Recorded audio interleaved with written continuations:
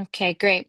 Um, I started doing once a month this year. It was kind of a goal of mine to have a once a month speaker, and we've had such amazing feedback so far, and it's just been a wonderful opportunity to connect with my community, meet people from, around the states, and also just give a little glimpse of into what Sunny and Turquoise does just besides travel, which is um, offering so much more than just a trip, right? Offering opportunities to connect with other women and ways to stay connected maybe after a trip that they've been on, and ways to continue learning and expanding while you're sitting in your own living room versus, thinking of, oh, I have to do that on a trip. Well, no, you can do it right from your own living room. And I've had some amazing speakers, and I'm really, really excited to introduce Jen today. What I love about Jen so much is she is such an open book, and there's nothing that you can't ask her. And so I really encourage you that if you have any questions throughout tonight, please just pop them in the chat there. And if you want, you could pop in your name right now and what city you're calling from or state, just to give her a little idea of where everyone's coming from. Um, Say hi. And long story short, really quickly, because I'm going to hand it over to Jen. But basically, tonight we're going to talk about her stories, her lessons she's learned, and walking 550 miles of the Camino, which it's only 470. So she even went above and beyond that set 470. So she has a beautiful daughter and lives in Minneapolis. And I think that I w- I'm just so grateful to Laura who's on this call. Laura hired me back in the day when I owned my restaurant in Dubuque, Iowa, to cater a women's event at her home that she um, had had asked Jen to come and do like a luncheon, a talk at, and I had the opportunity to hear her. And I think that was probably at least 10 years ago now. And I kept in my mind this last year, I was like, oh, I remember how amazing she was. I am hosting a retreat in Wisconsin. This was last September. And I'm like, I'd really love to ask somebody like Jen. And so I asked Laura for her number, and Jen and I made it work. And now Jen's going to be coming to our retreat also in November in Wisconsin. So there'll be an opportunity for that as well. But anyway, I'm handing it over to you now, Jen. Thank you all for being here. I really appreciate it, and excited for the next hour. Awesome. Awesome. Well, thank you so much, Leah. I am overjoyed. And yes, Laura, thank you, because you just never know the ripple, right? We never know the moment or the impact or the opportunity or who we're going to meet when and how, and the impact that that can have. One of the things I have said for a number of years, and Lori knows this about me, is I've said that we are going to have an impact. The question isn't whether or not we'll have an impact. The question for us to consider is what kind of an impact will we choose to create? And I hope that my sharing with you tonight, and I'm going to reiterate what Leah already said. If you have questions in the middle of this, or comments or curiosities, please feel free to chime in at any time. I love it when it's interactive. I'm happy to share. I can tell stories all day long, but I really want you to get what you came for and get what you're hoping to get out of this. So questions anytime. But my intention and my hope is that you will feel, yes, inspired, and also maybe impacted or encouraged to consider how you're showing up. One of my new favorite quotes, which is a little weird that I quote myself now, but it's true. I know, right? Kristen, I see you laughing. It's so true. But one of my quotes is, significance isn't something you need to earn, significance is something you need to remember. And what I want us to understand is that remembering is a choice. We get to always choose how we're showing up. And what I'm going to share with you tonight on the Camino and my experience on the Camino really reflects that. And so we'll dive in. If you're ready to dive in, I'm going to share my screen because I thought about not doing a PowerPoint. So here's the elephant in the room. I'm not great at PowerPoints, but these are just photos. And everybody loves photos from the Camino. Before I share my screen, show of hands, how many of you are familiar with the Camino de Santiago? So over half of us, okay. Over half, that's amazing. So I'm not going to go into a lot of the history or the backstory. There are a lot of people who are willing to talk all about it. The route that I took was from Lisbon to Santiago, so it's not the most talked about, most common route. The most common route is from France, northern France, over the top of Spain, and then into Santiago that way. Going from Lisbon, so Portugal is underneath it. I'm not going to draw you a map tonight. I could have done that. That would have been a great idea. Maybe we can send that out.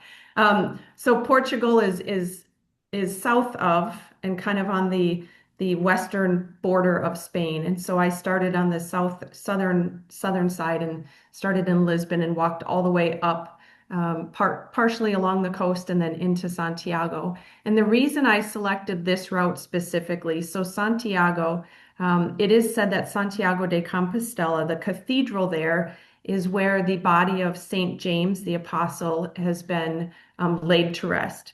And the route that I specifically took, while it's not the most common, it is the route, it is said to have been the route that he took one of his final walks and one of his final sermons, which I'm going to share you a photo of that spot in a short bit here, which is such a blessing and such a remarkable lesson and reminder, and we'll talk about that in a moment. And then it was also the boat ride that I took. I ended up taking part of it was a boat ride, and that boat ride is actually the same route that his body was carried as on its way to the cathedral, which is really remarkable. So for me, it was if I'm going to do this incredible journey, I really wanted it to be as authentic to a route that he would have taken.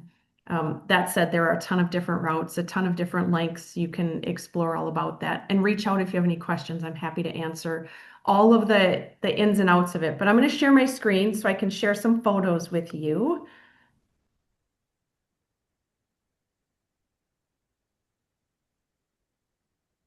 And can you give me a thumbs up, someone that you can see this? Thank you, Julie. I saw yours right away. I appreciate it. So this is day one. This is day one on the Camino. I have my really too heavy for me pack on my back. And those arrows on the right side, you can see the blue and the yellow arrow. That was my marker. I was looking for those on my trek. What we learned a few days in is even though guys, I spent so many days training ahead of time. I trained all of these miles and walked and was ready and carried my pack and had my food nailed down and my water nailed down and all of these things. Practiced the clothes that I was going to wear. I was really deliberate in clothes and I wanted them to be able to wash in the evening and dry overnight and put them back on and all of these things. I had it all planned out. The one thing I didn't plan for was our streets locally are not the same as streets that are 500, 800, 1,000 years older city than ours. And so you don't see it here, but there were a lot of cobblestone streets. So one of the things I realized very early on is that you can train as much as you want, but if you're not training in alignment with how you're going to show up there, it might not translate as well as we would have liked. So my pack ended up being too heavy. I ended up unloading part of that and shipping it off to meet me in Santiago. So these next few photos are just showing you some of the terrain. People are always curious. Sometimes people would reach out and wonder, or just we think that when you're walking a path, you're just on a trail in the woods and you're just moving through the woods the entire time. But if you think about this, I'm going from Lisbon, one of the biggest cities in Portugal, all the way to Santiago. I'm going to pass through small towns and villages and a couple bigger cities. So a lot of it is through rural, and I really enjoyed and came to love the rural villages and the conversations and the connections that I had. Some of it's in forests. I fell in love with the eucalyptus. If you've ever smelled fresh eucalyptus, imagine walking through a full eucalyptus forest for a couple of hours and just being immersed in that. Such an incredible experience. And then sometimes it was on very busy roads. This picture in the left side with the little cranky face, Jen, this is moments after a semi truck was barreling down the road, and I ended up having to jump into the side in order to remain safe. What the semi didn't realize, though, was there was a police officer that witnessed everything and ended up pulling the semi truck over. So I just feel like that is a silent win, a silent win for me. Um, and so you just never know what you're going to be walking on. But that was part of the marked route. And then on the right side, those early days coming out of Lisbon were hot, hot days. And so that moment of shade on the top right, you bet I climbed up that little perch there and found that moment of shade as well. Jen, what months were you hiking? Oh, great question. So I flew out August 21st. I landed August 22nd, and I started my walk August 25th. So, and Okay. then I was gone for 6 weeks. I was gone for 42 days total. And I flew home October 3rd. So I walked from August 25th to September 30th. And my birthday is October 1st. So I intentionally arrived the day before my birthday, wanting to wake up in the morning in Santiago. So Hmm. yeah, I love that. And one of the things that is really intriguing to me, I started sharing my journey when I was training. So I did a lot of live videos during the training, and if we've been connected or if we're going to be connected going forward, I share a lot of the messages that I hear during my walk and talks is what I call them. So I saved all of those. In fact, they're on my YouTube channel. I can send that resource if you're bored or you want to hear more about certain days on the Camino. I recorded a video almost every day. I think there's only one day I didn't. Uh, and so I did that during training and then fell in love with it. And I did that during the Camino, the actual walk as well, on purpose because the lessons and the journeys and the joys show up during that time. So, all right, more terrains. Just again, some examples of what we're walking through, just to give you an idea. It changes all the time. Changes all the time. There were cathedrals around every corner, little churches or chapels around every corner. And then you just never know. Are you going to be going into the woods today or next to a pasture or underneath a big overpass and trying to find your arrows in the middle of all of it? So, a couple more. The photo on the left, I love this photo. So, this is a swing if you can see it, and it's perched up on a hill. This was 21 miles. This day was a 21-mile walk, the photo on the left with the swing. And it was, I don't think we're seeing that one. oh, I see the cathedral. There you go. Okay. is that That's better? beautiful. Yeah. You Yeah, have you can three see that. photos now? Okay. Yeah. Yeah, so a swing on the left, thank you. Swing on the left, and this was perched on a hill, and you can see the tiny little arrow on the post. You see the little blue and yellow Camino sign on the post, which was so fun. So I walked up to that. I'm walking down this incredibly hot road, and on the left, those are all tomato and pepper fields. So as you're walking, you can smell like imagine you just dunked yourself in a can of Roma tomatoes and you're walking in the middle of Roma tomatoes and then you're walking in the middle of red peppers. And there were locals down on that road working and they were just out of sight of the photo. So they're working. I come along And what I didn't mention is that because this route is not one of the more common ones, there's a midway point in Porto, Portugal. So Lisbon to Porto is about halfway, and then Porto to Santiago is about another half. Many people, if they're going to walk the Portuguese Camino, will start in Porto. There were a lot of people, although it's a designated route, you can see the signs. There were a lot of people in that first half who had never heard of this walk. And so I met locals almost every day who weren't familiar with it or had never seen a pilgrim, not realizing maybe they saw one but didn't know that that's what they were walking. So I had a conversation with these two gentlemen prior to coming up to the swing and asked them if it was okay, and they didn't know. And so I went for it because why not? So I got up there and I saw the sign and I was on there swinging. I took a video of the swing. It was amazing. Talk about a refresh, just a moment of reset. So one of the things I always encourage adult women, like, let's go play.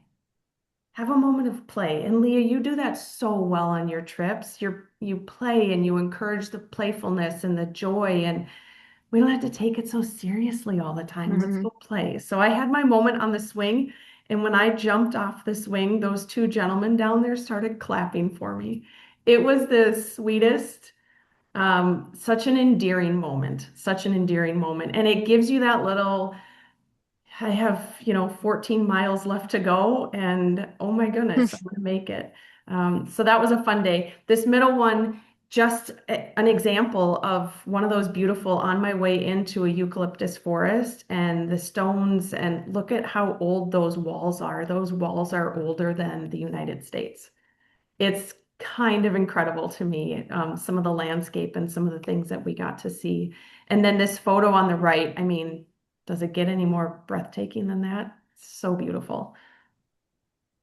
And then some more landscapes. So now we're moving into a bigger city. This is coming out of Bayona, Spain, one of my favorite areas. So we've crossed Porto, we've crossed into Spain in this photo, and you can see it's a big city, and I'm coming out of that, and I'm walking up and around, and the view, I felt like I was, Jen, can yes. you hit the forward to the next picture? Oh, I see We're it. we're Yeah. still on the swing. Okay. Thank you. No, no, I don't. Do you see it now? Mm-mm. What are you seeing? We're Okay. seeing the swing and the beautiful rock pathway and the moss. Did that work? Mm-mm. It's not for me. Hmm. Okay. I'm not sure why it's not working for you. One moment. Let me we'll just have a moment. Hello, That's everyone. okay. Hi. You know, I'm a lover of technology, and also like I recognize that I'm not the greatest at I know. It's these things. okay. Okay. Do you see it now? Yes. Yes, with a circle on the side and then the Yep. beautiful postcard Yep. stamp photo. It's an actual photo that I took on the walk. And again, just more examples of what you get to see on the walk. It's kind of incredible. And I'm gonna try and, did that work? I can hear you clicking it, but it didn't. Now it Okay. is. Yep. Now it's there. Yep. Okay. Okay. All Jen, right. did you Just do more this like photos. completely alone? Pardon, Erica? Did you do this completely alone? I traveled solo. Yep, I walked it by Wow. myself. I was a solo pilgrim for the entire time. That said, the path from the first half from Lisbon to Porto, I had days, Erica, where I didn't see another person. Except Mm. for the locals when I would stop for my daily croissant and my daily coffee. My daily croissant and my daily coffee, and then I would chat with the locals. I had days where I didn't see anyone, and there were a couple of pilgrims who there's a couple that's done it a number of times. They do it quote unquote for sport, specifically for sport, not for spiritual or religious reasons, which is fine. People can choose the Camino in a variety of ways. And so I crossed paths with them a number of times, but we walked a short bit together, but not a lot. And most people, I was the only solo traveler that I saw the entire trip.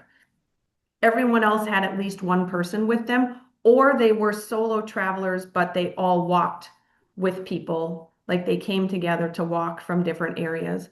I Hmm. intentionally did it solo because one of the things that I knew going into it is I wanted to see who I would meet at the end of my walk.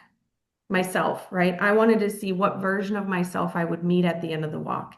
And while I adore people, I also knew, and part of the reason I picked this route was because I knew it would be a little less busy. It would be a little quieter. It would be more opportunities for me to reconnect to myself and for me to reconnect and hear the messages that I'm meant to hear. Such a good question. Thank you for asking that. Which I'm going to move out of these and then get us to the end of it so you can see. These, okay, did that switch? No? Yes? Not yet. Oh, for heaven's sake. We're going to stop it again and I'm going to share again and then we're going to be done with this PowerPoint because, man, It's okay. maybe I should be sharing it a different way, but this is how I know how to do it. So, You're doing great. okay. So this is the last day. And one of the things that I had been told by many people, people who had never been on the Camino, people who had been on the Camino, people who had heard about it, people who had walked it multiple times, many people locally to me, people on the walk itself. Many times I had been told that I'm gonna get to the cathedral. And Jen, you're so emotional, which is true. I'm an emotional person. We may find tears yet tonight. There's still time. Don't worry. They may show up, which Erica knows to be true, as does Lori. And Julie, you will find out very soon that I'm an emotional person. And so people told me, Jen, you're so emotional.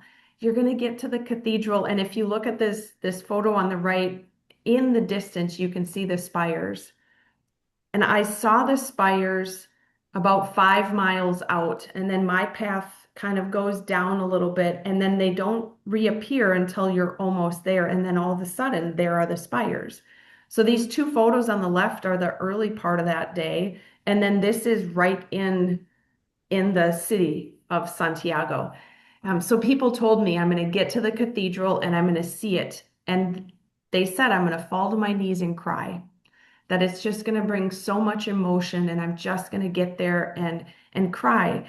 And one of the locals, as I got closer and closer to the cathedral, I was visiting with one of the locals about it, and he does the walk, a portion of the walk every year because he's close, so he can take just a few days away, and he'll do the walk every year. And he said to me, the day he doesn't cry when he arrives at the cathedral is the day he knows he's done walking because there's no more left to give. He just said, I can't imagine showing up at the cathedral and not feeling moved, not having all of this emotion that builds up inside of you.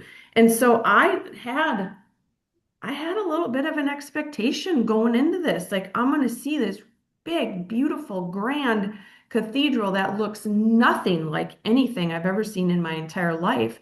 Even though I'd seen cathedrals all along the way, this was a completely different experience. And now here we go. This is like our we just have pause for moments in between each of them. So this is the humanness coming out. All right, can you see this baby now? Hopefully. Dun, dun, dun. There it is. This is the cathedral. And I arrived. So I came in if we're looking at this photo, I came in from the right side. And so I'm looking up and I remember, and Lori is on the call, a dear friend of mine. I've known her a very long time, 30 years, more than 30 years. Lori and I have known each other. And the day before I got to the cathedral, Lori reached out and she said, Jen, there's one thing I want from you. I want to know what are the three words that you feel when you arrive. I want to know the three things. What are the three words, the three emotions, the three, I don't remember the exact phrase she used, but the three. And I am a little embarrassed, but I'm a truth teller, so I tell all the things, even when it's embarrassing and a little bit vulnerable and a lot bit awkward. I had those words planned because I wanted to like have these most amazing words to be able to give back to Lori. I had those three words planned that, were super inspiring and delightful and the image that I had created in my mind based on what this walk had been and what it had already meant to me. And I arrived at that cathedral and I looked up at it and I just kind of stood there staring at it, shaking my head. No feeling, no emotion. And I was like, Lori wants words. What are the words? What are the words? What's coming to mind? And I stood there staring at it, and I had a moment of like, well, I'm proud. Like, I did it. Like, you guys, I did it. Like, that's kind of amazing. I did it.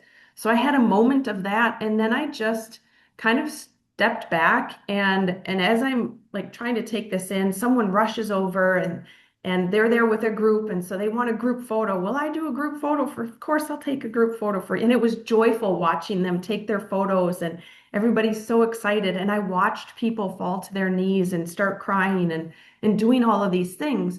And I stood there staring at that cathedral, and the thought that I had in my mind. In the bottom middle, you can see a little bit of an orange machinery. There was an orange piece of machinery sitting there, and I remember looking at that thing being so annoyed that it was there in front of the building after I had just spent 40 days, a 38-day journey or whatever it was at this point, getting there to show up. And now this orange thing is going to ruin my photo. And I remember looking at myself, like looking at that and thinking on the inside, am I broken? Am I broken that I'm not feeling anything? Am I broken that I'm not falling to my knees and crying? And now the irony is it makes me emotional now. Like, am I broken that I'm not feeling something when I stare at this cathedral? And what I realized is that it just going to take us back and forth now because that's what we're going to do. What I realized is that it actually had nothing to do with me, and it had everything to do with um, the experiences.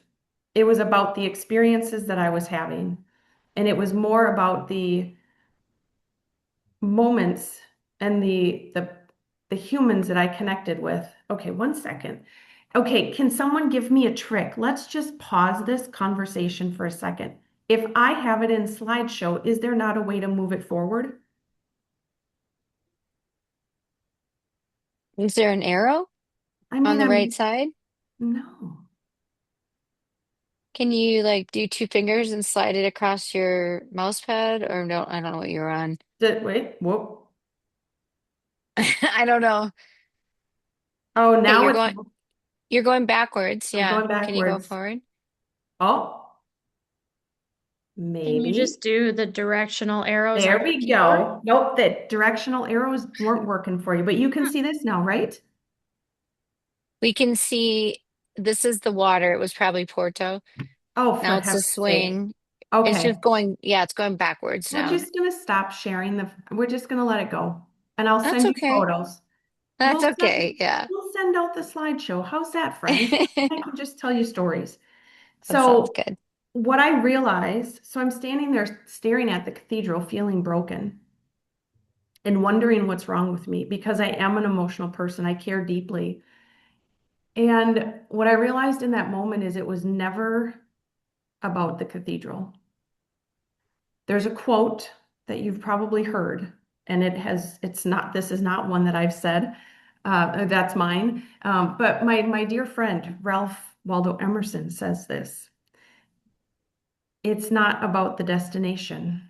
It's about the journey, right? We all know the quote.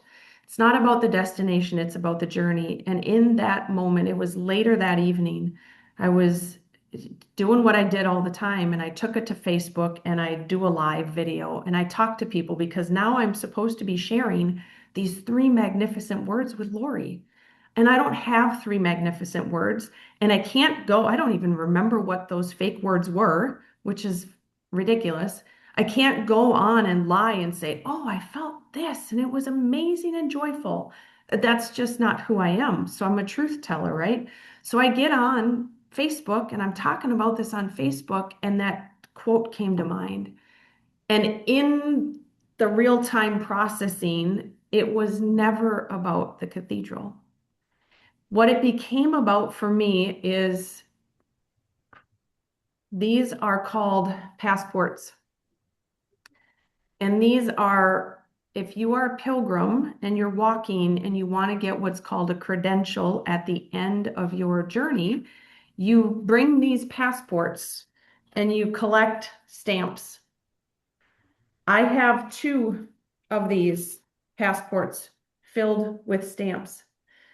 To most people, you look at this and you see stamps, right? You see colors, you see ink, you see dates. It's on the front, it's on the back. What I can tell you is this stamp right here, Cafe Canoa. Day 2 on the Camino. My stomach wasn't cooperating. I was still figuring out jet lag, not eating, but know I need to nourish myself. I knew that I was going to spend 8 miles on the boardwalk without stops or places, no restrooms, no places for food for 8 miles. So I knew I needed something. And I saw this place, Cafe Canoa. It was right on the trail. And I walked in there. And hot tip for travelers, Lee, I'm sure you know this and use this Google Translator, right? It's fantastic. So I do my best to not be a grumpy American where I expect you to know English. And I do my best to either learn some of the language or have access to something so that I can try and show you that I'm doing the best I can to honor you and make it clear that you matter to me.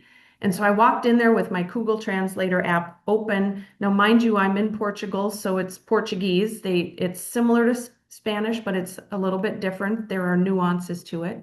And so I had my app open and I sit down and a lady comes up from the back and it's empty. I'm the only one in the cafe. And a gal comes up from the back. She has a menu and she starts talking in very loud, very fast Portuguese. And I have no idea what she's saying to me. So I go to my app and I'm going to attempt to, I just want to ask for some like coffee, water. I can do that, but she's going so fast. And she immediately, bless her, I don't think it was me. I just think it was the situation. She was so angry that she threw the menu at me and stormed out. So she just walked away. And I sat there feeling a little embarrassed, a little sad. And a younger man came walking up from the back and he looked at me. We'll give him some grace on his translation because he said, "Old woman, you want, you want something to drink and something to eat, old woman." And I said, yeah, sim, un café con leche y un agua, por favor. And then I walked over and I pointed to the bakery case. There was something in there. I figured I'm going to stay away from the menu, but there's something in there that I want to eat. And so he's gracious. He gets me that. I sit down and I'm trying to figure out why is my Google app, my translator is not working. I don't know why it's not working. I can't apologize to the other woman. I have no idea what's going on. And I'm sitting there drinking my water and my coffee and it dawns on me. I'm in a really old stone building. I walk outside and sure enough, my translator pops right back on. So I type in a note and I explain, I'm walking the Camino. I'm so sorry. I apologize. All the things, right? It wasn't working, whatever. I couldn't find the first gal. So I walk to the back and there's another gal and I show it to her. She pulls out her phone with her Google Translator on it because hers works in the restaurant. And we proceeded to have a 10-minute conversation back and forth via the Google Translator. She apologized. She said it's not my fault. She was having a bad day. All the things, right? It was no big deal. I explained to her, she said they'd never had a pilgrim in before. She didn't even know about the Portuguese Camino. She had no idea where I was walking. She thought I was a little bit crazy for walking all the way from Lisbon to Santiago. Do I understand how far that is? All of these things in this 10-minute conversation. And I sit back down at that table and I'm enjoying my delicious pastry and my coffee, and I finish up and I step over to the counter, and the counter is one of those chest high on my side, and then it's, waist high on their side. So chest high, I'm standing there and I show her because now I've explained about the passport and the stamps. So I pull this out, and by this point, I had only had a couple. I had like these three from the day before. And I explained that I get 2 stamps a day. And I asked, do you have a stamp for my passport? And she shook her head and she put her head down, and I said, it's okay. It's okay. And I turned to walk out, and in the most perfect English, she threw up her hand and she yelled, stop. So I stopped and I turned around and she opens this drawer. You know those junk drawers in your kitchen? Okay, be honest. Anyone? We've got them, right? We know what I'm talking about. She opened up one of those and starts rummaging through the junk drawer. Like I can't see things, but I can hear things sliding all around. And she stops and she looks up at me and she goes like this, like bright idea, right? Bright idea. And she pulls out the junk drawer and I watch her pick that thing up and dump the whole thing over. She dumps it all out on the counter. And 30 seconds later, she had tears streaming down her face because she found Cafe Kanoa stamp. She wanted a stamp on the passport. She came around, she stamped the passport, she gave me the biggest hug, told me thank you. And I walk out the door. It's not about the destination, it's about the journey. It's about the stories, it's about the moments, it's about the experiences. When I left Porto, so I said Porto was about halfway, give or take, about halfway. The Camino from Lisbon to Porto was very different than the Camino from Porto to Santiago. My first day leaving Porto, I stopped at a cafe because we have a theme here. Cafe every morning, a little coffee, a little croissant, a little deliciousness. And I stopped at a cafe, and all of a sudden, there's pilgrim after pilgrim after pilgrim after pilgrim. And they're a pilgrim because we all carry shells on our backpack. So they're walking, and I asked how many pilgrims? And he said, well, yesterday about 1,000 walked by. What? I sat there for maybe 15, 20 minutes, and 50 to 75 pilgrims walked by in that short amount of time. I hadn't seen that many pilgrims my entire first half, let alone in a matter of 15 to 20 minutes. So I know now the lessons I've learned along the way this far are going to be very different than what I learn as I continue going forward. Or are they going to be different? So I walk out the door and quickly I'm brought to the ocean side, which was beautiful, nice change of scenery. It was the first time getting to the ocean, and I start walking. And within 30 seconds of walking, I had 4 pilgrims, tell me I take way too many photos. 4 people stop what they're doing to tell me I take way too many photos. And I take that in and just like, okay, all right. And my brain is like, I don't understand. I don't understand why does this matter to you? Why does this matter that you're right, I take a lot of photos. I do. I take a lot of photos. And you know what? I have 80, almost 80 from every single day. And I'm so glad because I can look back at those and it brings me right back to those moments, right? So I experienced this change, this shift. That first day walking out of Porto, I hadn't felt lonely the entire time until that day. That was the first day. Although I was never alone that day, I felt incredibly lonely. Not because I felt like I needed anyone, but it was the first time I had witnessed all of these people with people and groups, and it was constant. It was in front of me, behind me. I move out of the way, and I'm not a super fast walker on purpose because I take photos and I take it all in. I'm a very present paced walker. And so it was an interesting experience, right? The next day, one of those moments I had again where it's not about the destination, right? It's about the journey. And I had a moment where I realized, you know what? There's a path, there's an area I can walk just on the other side. They're still there. They're over there, but I'm just going to walk on this side. And I had heard God, Spirit, whatever you choose to refer to it, I had heard move to the other side of the road. And so I did that. I'm a listener. Moved to the other side of the road, and moments after this happens, there's a local getting out of his car, maybe, I don't know, 50 feet ahead of me, 100 feet ahead of me, maybe. And I can see that he's like stumbling or trying very hard to carry all these things in his arms. And I run up there to help him. Run is probably an exaggerated word, but I move up there as quick as I can to help him. And he is carrying these boxes, these crates of figs, and they smell amazing. If you've ever been, I didn't realize that the bulk of my time on my first half of my walk, I was walking by fig trees. All I knew is that I was walking by something that smelled delicious. I didn't realize that all of those things on the ground, thousands and thousands of them, were figs that I kept walking by that I probably could have picked up and eaten on that whole trip. I had no idea.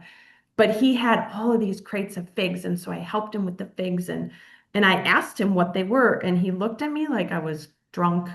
What do you, these are figs. Haven't you had a fig in great English?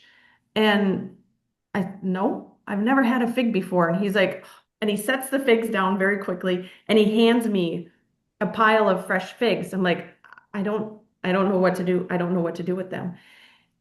And you can see he's like this exasperated, but like in a joking way, like, like, stupid girl, how do you not know what to do with a fig? And so he showed me, you peel this piece off and then you just eat the rest. And ladies, if you have never had a fresh fig like that, a Portugal fig, oh my gosh. And I was able to open the door for him, and I had a long walk ahead of me, but he invited me inside. I got to fill up my water bottle. He handed me more figs for the road. He gave me a sandwich for the road. And it was a moment, right, where I'm feeling this lonely, but not. One of the things that people say a lot is that the Camino always provides. The Camino always provides. And I learned very quickly the truth in that statement. So many stories that I could tell you, and they all come back to he also had a stamp, right? They all come back to these incredible stamps and the relationships. And we know the quote. We know the quote. It's not about the destination, it's about the journey. But what I want us to consider is, have you ever really embodied the quote? So many of us are waiting for the next thing. We're looking for the next thing to cross off our list. We're looking for the thing to prove that we've done it, to prove that we've made it, to prove that we're good enough, to prove that we're significant. And it goes back to that in the beginning. Significance isn't something we need to earn. Significance isn't about the destination. It's not making it to the end goal. To me, it's about how we remember how we're showing up, making a choice to show up, being someone who I walked into more stories because stories are the best. In Bayona, Spain, beautiful, oh my gosh, such a pretty area. One of the things that I had witnessed a number of times, and it still catches me, and if you're on this call, this is probably going to be surprising and be a what are you kidding me moment as well as it was for me. I took an extra day. So there were a handful of cities that I knew I wanted to take an extra day, which, depending on who you talk to, some people would tell you that makes me not a real pilgrim if I'm not traveling every single day. And I say, you know what? we get to choose our own path. We get to choose what works best for us. And so I took an extra day in Bayona and walked out of my room, and right across the square, there was this amazing bakery. And the gal, her name is Helena, and she has owned it for 8 years, and she started it on her own. She scraped together enough from her friends and family to help her get this bakery started. And as we were in there visiting, I'm deciding what to get. It's just her and I at this moment, and I'm learning this stuff about her. A, a pilgrim, a Camino walker, walks in the door, and without noticing that we're in conversation, just walks right up to the counter and says, "You have a stamp, right? I need a stamp." And she's referring to getting her passport stamped. And Helena looked at me, looked at her, looked back at me, and kept talking to me. And she paused and she like said, "Excuse me, just one moment," to me. And she looked at that gal and she said, "I do have a stamp, but you have to wait a moment. I'm with a customer right now." And so we visited for a moment. I grabbed my amazing pastries. Lori, that's where I got the pistachio pastry from. It was so good. These little lobster tails, they're called. It's like a croissant with the pastry cream in the middle. And she rings me up and I asked her, "Would you be willing to stamp my passport?" And I didn't have my backpack on, but I had my passport with me because I was going to be out and about. And one of the requirements is even on your days off, you still need to get stamps. And so I asked, "Would you be willing to stamp my passport?" And she looked at me and she said, "It would be my pleasure to stamp your passport." And so she stamped my passport. She came around the backside, from the backside, gave me a big hug, sent me on my way, and then she stamped the other gals. And I walked out the door, and the other gal walked out behind me, and she said, "Excuse me, you're walking the Camino?" And I said, "Yeah, I am." And she said, "Thank you." And she turned and walked away. Now, that thank you could, I don't know what that thank you means. We can infer what that thank you means, but it's moments like that where it's not about the destination, it's about the journey. And it doesn't take much for us to have an impact. It just requires a choice. It requires us to consider significance, consider that if there is a human across from us, they deserve a moment of respect. They deserve a moment of patience, of peace, of kindness. And that was really impactful to me. So at the beginning, I shared with you, I had learned early on, I'd heard about the Camino maybe 5 years before I walked it. And one of the things that I had heard, when I heard about it, I knew I was going to be walking it. I didn't know when, but I knew right away. It was one of those things that just kind of stuck inside of me. And then the timing, of course, divinely unfolded. But what I had later heard from a dear friend of mine, he's walked it 4 times, is that the Camino will give you something or teach you something. That's number one. It will give you or teach you something. Number two, the Camino will help you release something. And number three, the Camino will help you remember something. And I started getting glimpses of these lessons along early on during my walk on the Camino. But then, of course, everything, it's it's like you're going to be home, and then now everything is needed, or now you have the time to get everything done. And so as I get closer and closer, it's all just cementing in. And then that moment when I showed up at the cathedral feeling broken, and then realizing through it that it was never about being broken, it was just never about the cathedral for me. For me, it was always about who do I get to become along the way? Who do I get to meet along the way? What are the stories? Like I said, people look at this and they see paper and ink, and I see this and I see stories and people, and I see, you know, Helena and Roberto and all of these other beautiful people. And when I got there, and then these messages solidified. So what's the first one? The first one I said is the Camino gives you or teaches you something. The thing that I needed to learn over and over and over again is to follow my path, is to walk your own path. And I think that's something that is really important for all of us to embrace. And so, one of the questions that I want you to consider, and if we have time, I would love to hear how you are choosing to walk your own path. Because so often we get caught up in what other people are doing. So often we get caught up in where we should be or where we're not, or what someone else is doing or what they look like. Fill in the blank, it doesn't matter. Why does it matter if I take all these photos? I'm not bothering anyone, right? And that needed to be a reminder for me. Like, stop and take your photos then. No one is waiting on me. Maybe it's a different story if I'm with a group of four other people, but I wasn't. It was me. And the photos gave me joy, and they bring me so much joy now. So walking my own path consistently looks like taking the photos when I want to take the photos. It looks like I'm in a what I call a 40-day commitment to do the thing. This came up a number of years ago. I'm encouraging people to take it on. So this is all about the idea of if I lose sight of me, who else has my sight? And it's very similar to walk my own path. It's pausing for a moment and asking what is the thing that I need to do for myself in this moment? Personally, professionally, doesn't matter. It could be something big, it could be something small. That's one of the ways that I walk my own path every single day.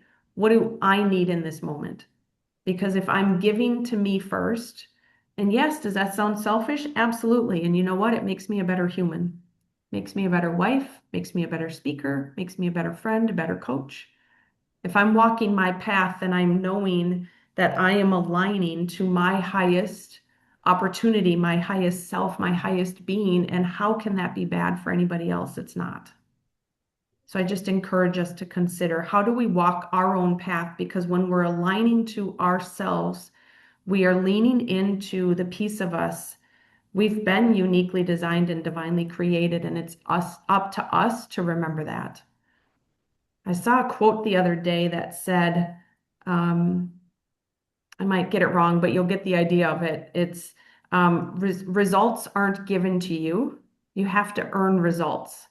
And I was thinking about that because the word earn, because I have that in my own quote, significance isn't something you need to earn, right? It's something you remember.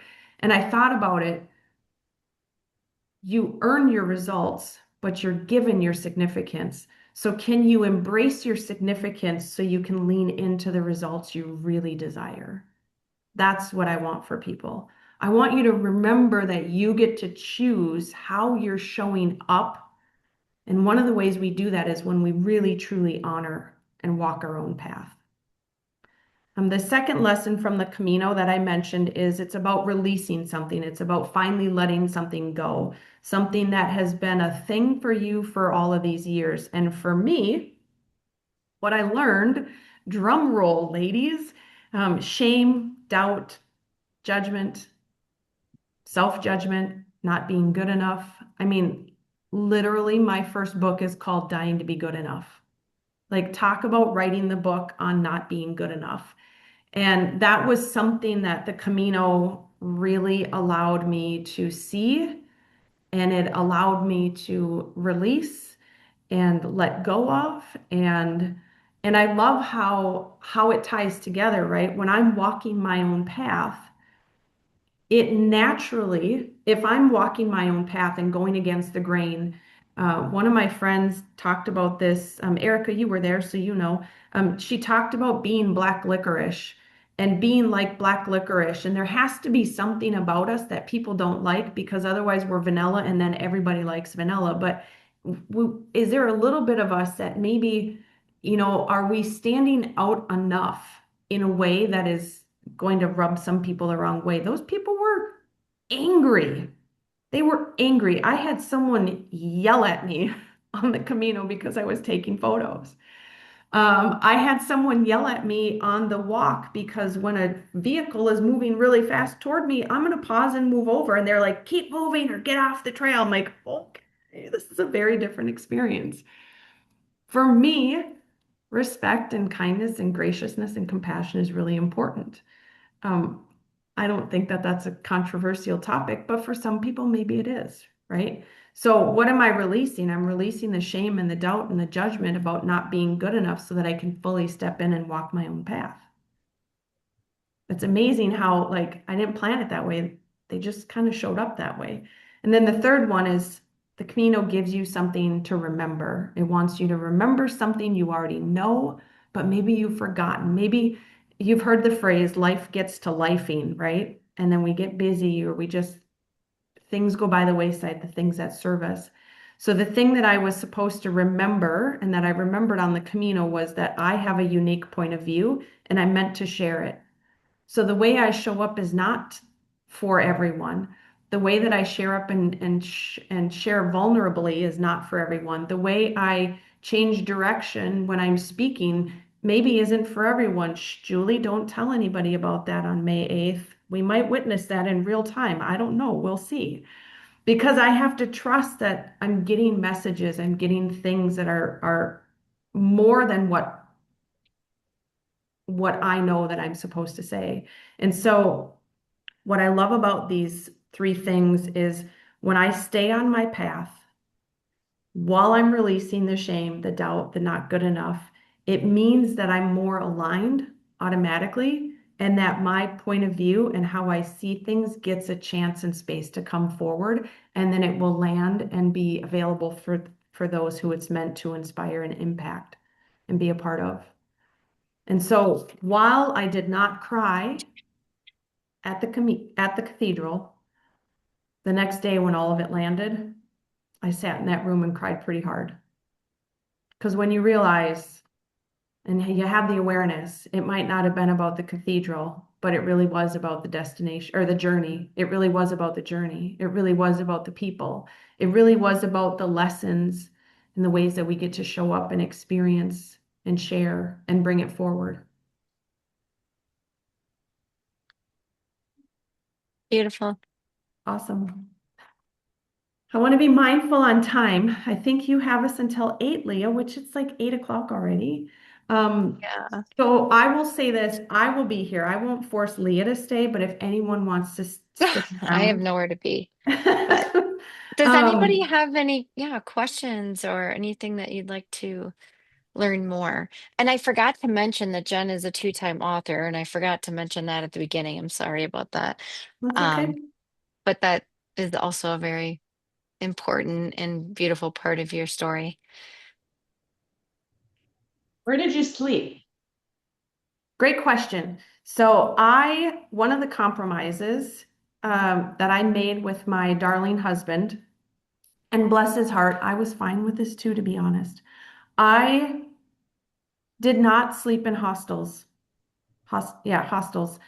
Because I am a close to 50-year-old woman and I value my sleep, friends. Like I'm not gonna sleep with snoring people and people waking up at all hours of the night. And I wanted to be able to have flexibility. So, Erica, to answer your question, I did a lot of similar places like I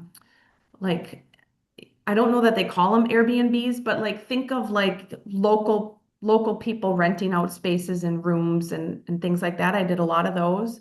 In some of the nicer cities, when I knew I was staying for 2 nights, I splurged a little bit. So I stayed in some nicer places. I packed one thin, very lightweight dress that would dry easily so that I could actually put on a little dress and go out, take myself out to dinner with my blistered feet. Like it was really sexy, but it was amazing, right? It was part of the plan that I had made was I knew my my itinerary from start to finish, and I had reservations every single night before I left so that my husband knew exactly where I was going to land, where I was going to go, what that looked like. The upside, I always had a place to stay, never had to question it. The downside, on the day when I woke up and I had 21 miles to walk and I had giant blisters on my feet, I still had 21 miles to walk.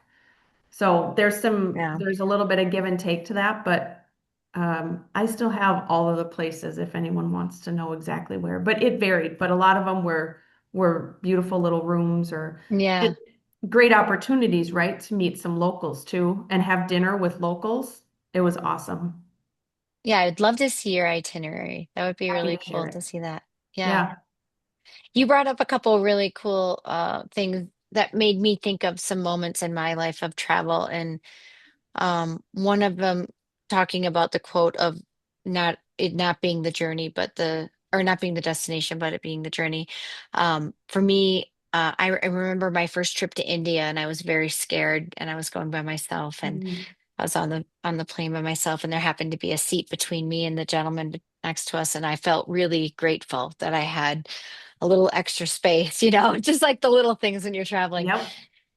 And he was from India, and I just said to him at some point we were chatting, and I said, what should I expect with going to India? And he said, friend, India will give you exactly what you need. Ah, I got And to shivers. this I love day, it that. still makes me tear Yes. up thinking about that because India did serve me so Yeah. well and gave me exactly what I needed, although I didn't know what I needed or what I was Yep. even going for, other than just being curious about India. Um, that was really special. And I loved how you brought up the one about treating people kindly. I've been in the restaurant business for, most of my life, but um, I recently listened on a podcast. A woman was talking about finding the opportunity always Mm. in Hmm. the situation that you're in. And travel is interesting because we can go to our local grocery store and sit in things. We're changing everything when we travel. We're changing our food, we're changing logistics, we're changing countries, we're changing just everything. And she mentioned about the opportunity in when you have to wait in a line instead of being impatient and upset with the person Mm. that's maybe checking you out for groceries or whatever, taking the chance to say thank you for this moment to stand here and just be loving towards yourself and being grateful that you have a moment to yourself when you're always in this world of rushing. And I just Right. thought that was such a beautiful way of saying, slow down. It's okay that you have to wait a minute. Like, how can you be grateful for that instead of being rude like that woman was just coming in asking for a stamp and not considering she's a small business? Maybe take time to meet her, order a pastry from her, and support her too, right? Um, so I just think, yeah, those are just those little moments along travel that make it so juicy, that make it Yep. so memorable and so addicting, really, for me. Yep. Yep. It So, is. And I love what you said, and I'm just going to echo it back. One of the practices that I've done more and more now since returning, and I love how you echoed it about India. It's going to give you what you need, right? I think we can say that more often. hmm I don't think it needs to just apply to travel. I don't think it needs to just hmm apply to out of the country travel. I think it can apply to Julie when we're at that meeting on May 8th, right? What's the meeting going to give you? Exactly what I need. What's tomorrow going to give us? It's going to give us exactly what hmm we need. Because when we go into it with that expectation, right? Like, would the Camino have given me those three lessons if I wasn't looking for them? Probably not, because you're not already setting yourself up with the expectation. But even just the moment of giving it voice, now we're turning on. I mean, we could go all nerdy and get all neurosciency on us, but now we're turning on the reticular activating system in our brain to say, okay, Jen wants me to find this. What's the meaning behind this? So when you're hmm showing up for something, I think one of the big takeaways that I didn't know we were going to talk about, but here you go. One of the big takeaways, I think, when we're showing up for something, if we're not walking into it with the expectation that something good is going to come out of it, why are we think we're wasting our time then? Like, can we lean in and say, you know what, something amazing is going to come from this tomorrow? Maybe it's hmm not 100% exactly where I want to be. I don't mean tomorrow, Julie, just for the record, since you and I are going to be at the same space, just for an example. But maybe we're showing up to things that, are a conscious compromise. That's one of my favorite phrases. A conscious compromise. I'm going to attend this thing. And also, can I have an expectation that something great is going to come from it? hmm Yeah, I agree. I think since I've been practicing what this woman, how she mentioned being, what's the opportunity in Mm-hmm. everything, right? Yeah. Yep. I've been feeling that probably that part of your brain that you get so much joy from helping others. Mm-hmm. I feel like that turns on in my brain being like, I'm really proud of you, Leah, for not losing your shit. You know, it's I love like, it. oh, good job. You just stood in line for 20 minutes, and old Leah would have been furious and would have been Right. texting Dan, being like, I'm so annoyed right now. I'm running late. Like, instead, it's like, wow, I don't really have anything too pressing.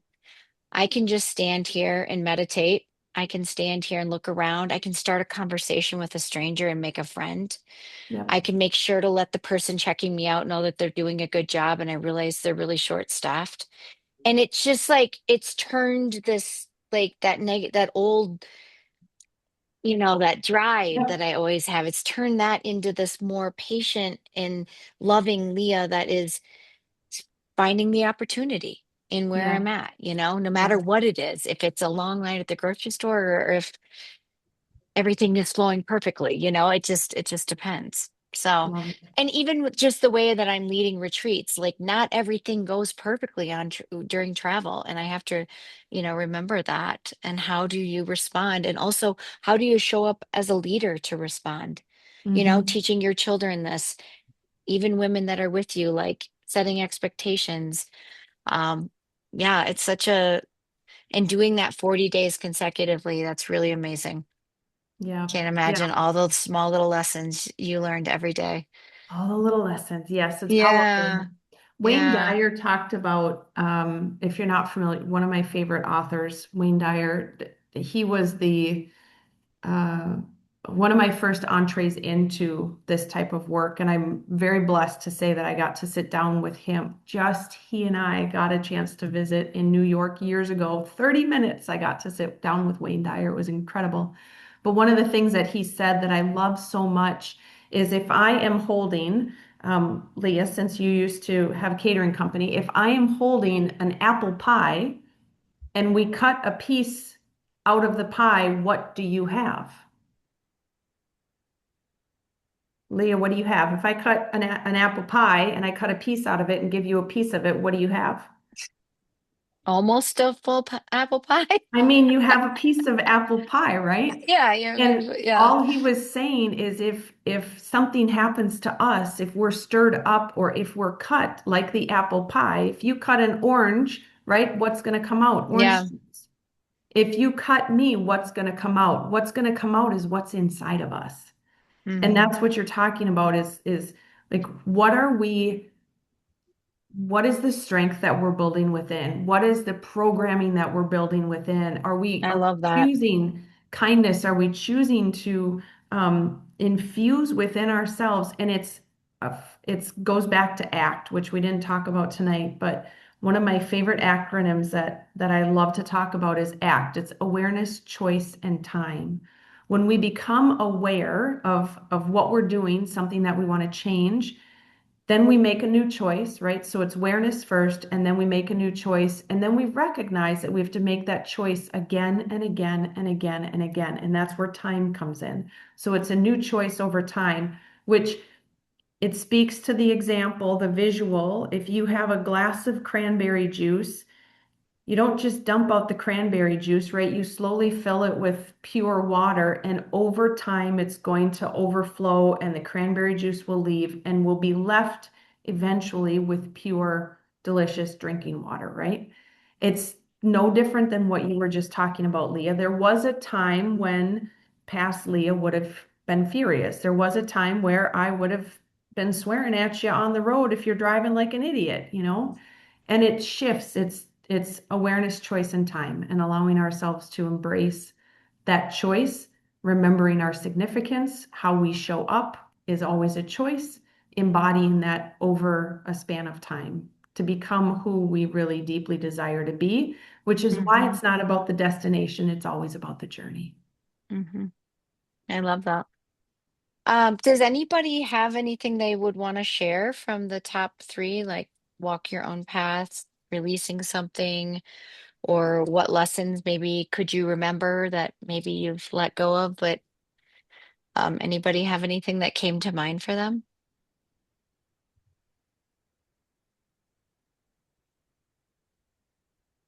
No? Anyone?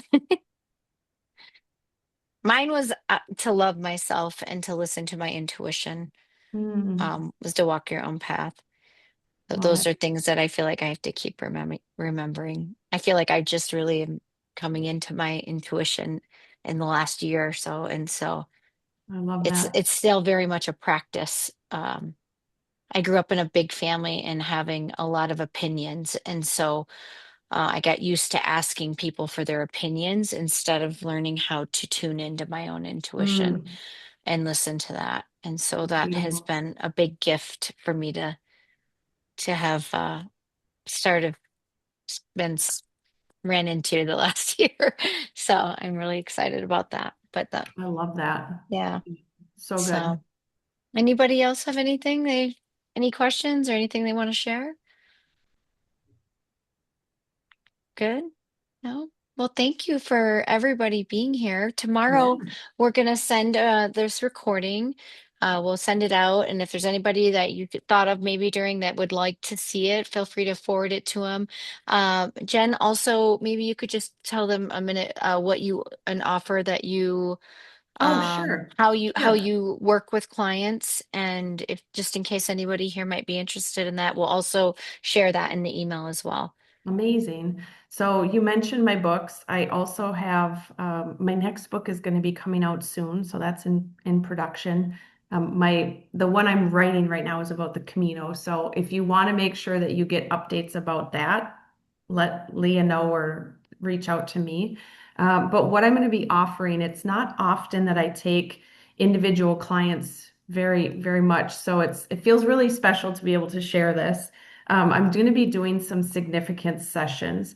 So when I do work with clients, it's just a fancy word for coaching. It's just a fancy word for support, clarity, support, holding space, having conversations around whatever it looks like to support you.